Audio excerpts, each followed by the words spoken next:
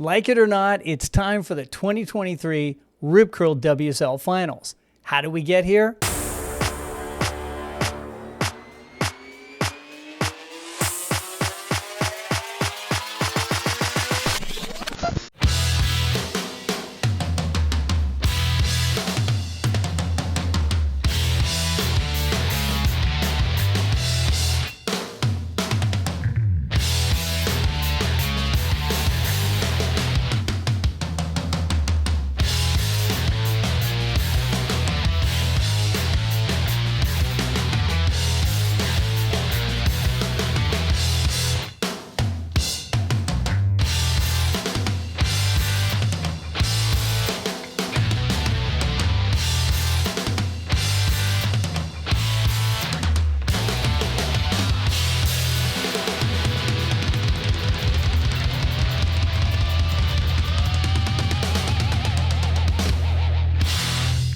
So using the surf forecast and analyzing some surf stats, I'm going to make my WSL Finals picks. CAITY has a 3-0 record against Mali in their recent matchups, including at Tahiti, in Rio, and in the CS at Superbank, where they were in the finals. So which fantasy team won the Shiseido Tahiti Pro, the Survival Challenge, and the overall World Championship?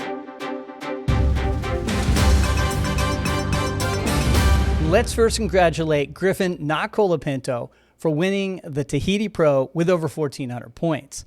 I get stoked when a longtime fantasy player in our league and a major contributor to our Discord chat gets the win. Congratulations to you, Griffin. Another friend of the show is Rebecca, who won our inaugural Old Surf Dad Survival Challenge.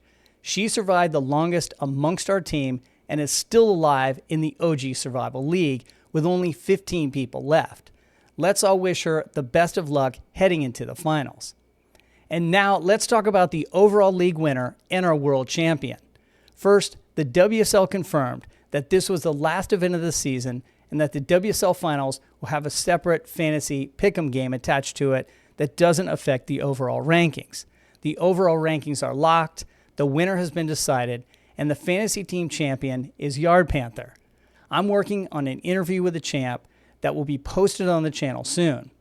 If you want to join our fantasy league next year, go to the website at oldsurfdad.com and register for the newsletter to become among the first to join our fantasy league in 2024.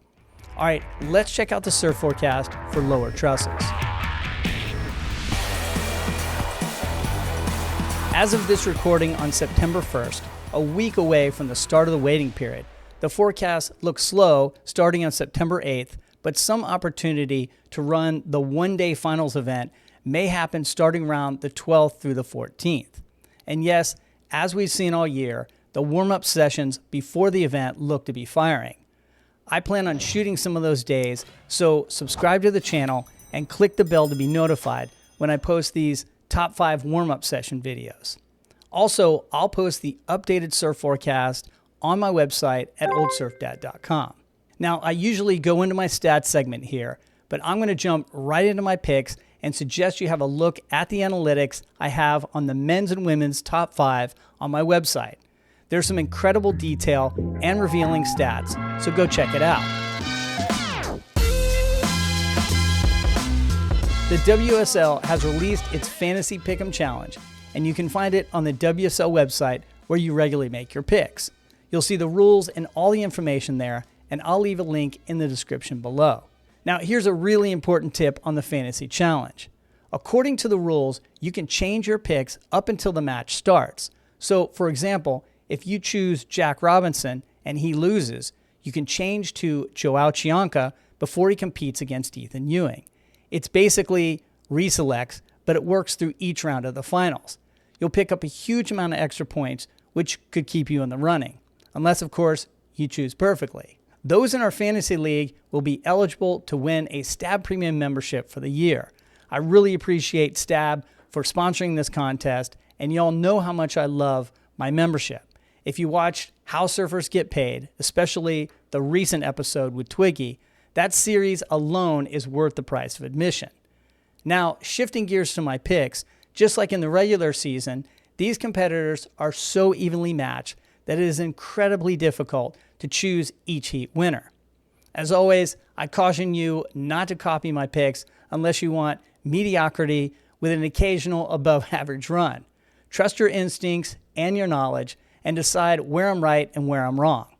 Starting with the women's bracket, we don't want to overlook the fact that Carissa is the only one returning to the Final Five, which seems crazy to me. Last year's champion Steph Gilmore, Brisa Hennessy, Joanne DeFay, and Tati are being replaced by CAITY, Molly, Caroline, and Tyler. That is a shift in women's surfing for sure. Okay, let's start with CAITY and Molly. CAITY has a 3-0 record against Molly in their recent matchups, including at Tahiti, in Rio, and in the CS at Superbank, where they were in the finals. There's a link in the description with a video that the WSL put together showing all 3 heats in a condensed format. If you want to nerd out, there you go. These heats are all close, and you know Molly wants to win here, but most of you picked CAITY in my YouTube poll, and I'm with you. Molly is coached by Glenn Micro Hall, and he'll have her ready for the final, but I think CAITY advances. The next heat is CAITY versus Caroline in a U.S. battle of East versus West. They've matched up 4 times this season, and Caroline has won 3 of those exchanges, a 75% win percentage for Caroline. All season, I've talked about CAITY having air ability, and she really hasn't used it in an event to get a huge score. This would be a difference maker, and Trestles could make that possible depending on conditions. She throws in a couple airs in the mix, and this could get really interesting. Now, I know some of you are on the CAITY all the way bandwagon, and I want to live that dream with you, but reality tells me that Luke Egan will have Caroline ready, and she's going to win. It's a shame because CAITY actually has a better record against both Tyler and Carissa this season. So yeah, it could happen if she gets by Caroline, but I think her final ends here and she wins next season with a higher spot in the top 5. That takes us to Caroline and Tyler. Their season head-to-head matchup is split down the middle, with Tyler defeating Caroline at Margaret River and Rio in the semis, and Caroline beating Tyler in the El Salvador finals and most recently in Tahiti in the semis. Equally matched, but I'll select Caroline, who will take advantage of the steeper lefts at Trestles and get slightly higher scores to edge out Tyler.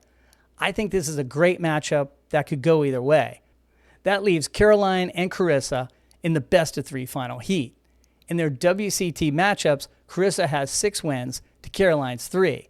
But this season, Caroline is 1-0 against Carissa, winning their only matchup in the semis in El Salvador's rights. Carissa is vulnerable here, having lost to rampaging Steph last season, but also remember the year before, Tati was 1 turn away from beating the 5-time world champion. Nerves can get the best of risks. Can Caroline pull it off? Maybe. As you can see on my website, Australia's betting provider, the TAB, has Carissa as a heavy favorite, and they don't like to lose money. Look, I think Carissa comes out firing and wins this in 2 straight heats and becomes a 6-time world champion. Would I rather see a Caroline win or a CAITY sweep? Absolutely. And I'll be cheering for it on the beach live at Trestles.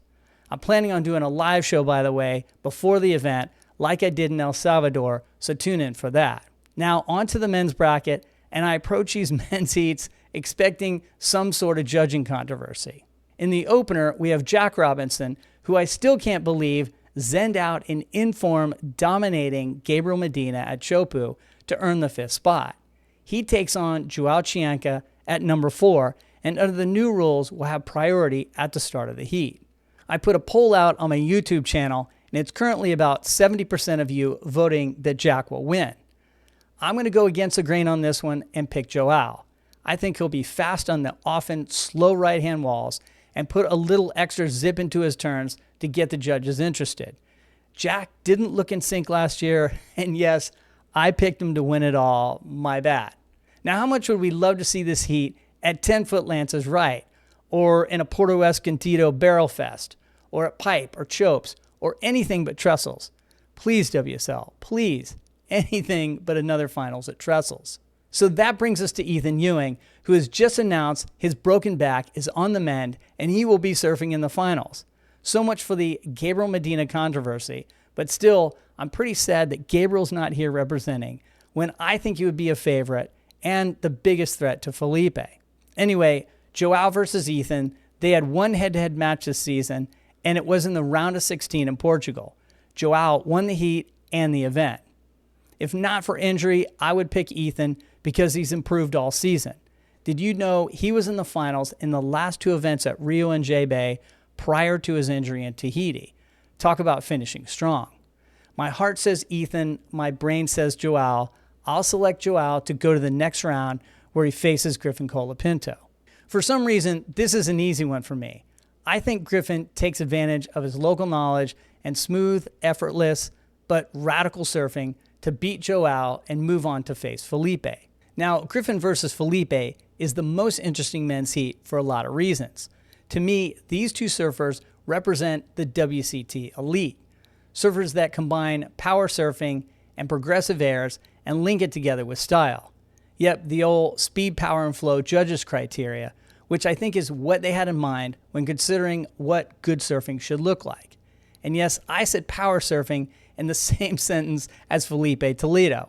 His win in 2021 at Margaret River and this year his wins at Sunset and J-Bay were all displays of gouging turns in the pocket and critical re-entries. Does he still have a lot of work to do in overcoming the fear of shallow reef breaks in Hawaii and Tahiti?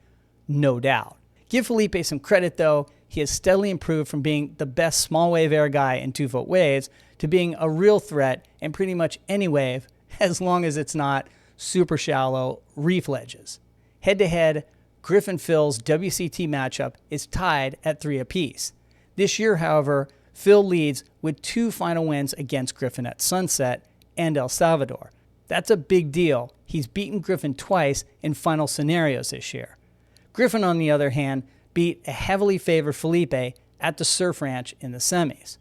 Although Griffin grew up surfing at Trestles, I don't think he has a significant advantage in terms of local knowledge of the break over Felipe, who's lived in San Clemente for years. Phil and Griff know this wave equally well. You've probably heard that the last California champion was Tom Curran, my favorite, hell, everybody's favorite surfer. I really want Griffin to win here and be the next California champion, and I'll be cheering for him. However, I see this going all 3 heats with Felipe winning another world title. Dang, it's not exciting, it's not full of drama, but there they are, my Rip Curl WSL picks. I'll be cheering for a different outcome, but I believe the top 2 seeds will win the championship, as maybe it should be. What do you think? Who are your picks? Tell me in the comments below. And remember, best picks in the Old Surf Dad League wins a Stab Premium membership for a year. Now, leading up to the waiting period, I'm going to be shooting at Trestles and creating videos of the warm-up sessions. Currently on my channel, you can see Joao Chianca's session from August 25th where he's testing boards with Brett Merrick. Check it out. On Instagram, I'll have clips and you'll get updated when I post new videos on YouTube, so give me a follow. Hey, once again, thank you for watching this season and supporting the channel. I have a lot of cool things coming, so stay tuned and good luck with your finals picks. All right. Oh, dude, I need a haircut. Yeah, I know.